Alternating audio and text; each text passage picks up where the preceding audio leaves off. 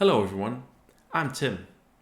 Did you know kata don't always have to begin and end on the same spot?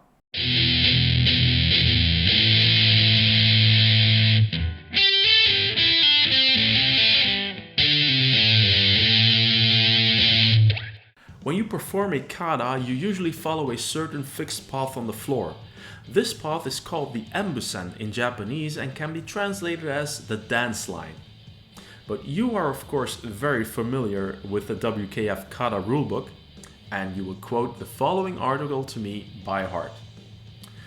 Kata is not a dance or theatrical performance. It must adhere to the traditional values and principles. It must be realistic in fighting terms and display concentration, power, and potential impact in its techniques. It must demonstrate strength, power, and speed, as well as grace, rhythm, and balance. And you would be right. This explanation has been part of the official kata rulebook for years, and it is an adaptation of a quote by Mabuni Kenwa, although it looks like something Bruce Lee might have said. A kata is not fixed or immovable. Like water, it is ever-changing and fits itself to the shape of the vessel containing it. However, kata are not some kind of beautiful competitive dance, but a grand martial art of self-defense which determines life and death.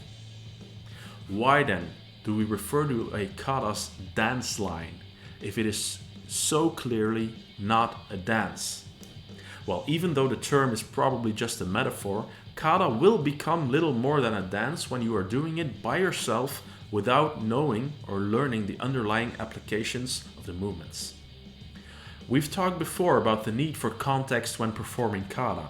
The reason why this discussion even exists has a lot to do with kata competition. Now, in competition, it is important that there are clear rules, and judging kata is very difficult on its own. That is why certain rules have been put in place to make it a little more efficient for referees to judge the performances. Though it is not in the rule books for kata competition that I know of, nearly all Japanese karate kata begin and end in the same spot. Many Okinawan kata were modified to accomplish this when karate came to Japan.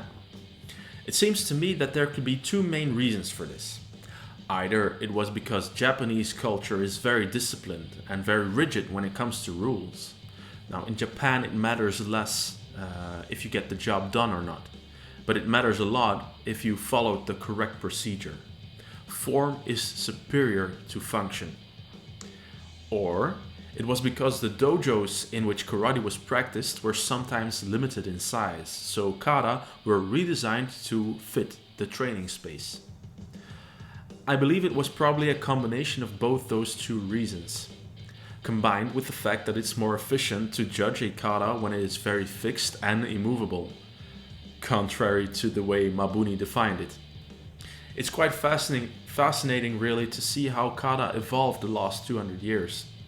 From a system to individually practice your self-defense techniques, to individual movement patterns that were polished to become the beautiful works of art they are when a great kata player performs them. Next week we'll talk about hikite. Oh boy. So, what do you guys think? Do you agree with my assumption? Do you have another idea? Can kata be both a system for self-defense and a sport? Let me know what you think about it in the comment section down below. Please don't forget to like, share and subscribe. For now, let me wish you a great day, and as always, thanks for watching, but don't go yet. To finish, let's watch two versions of the same kata, a competitive form and a non-competitive form. To the left, you can see Sensei Sadayuki Taira of the Maibukan performing Suparinpei, and to the right, you'll see Rika Usami performing the same kata, but in a competitive form.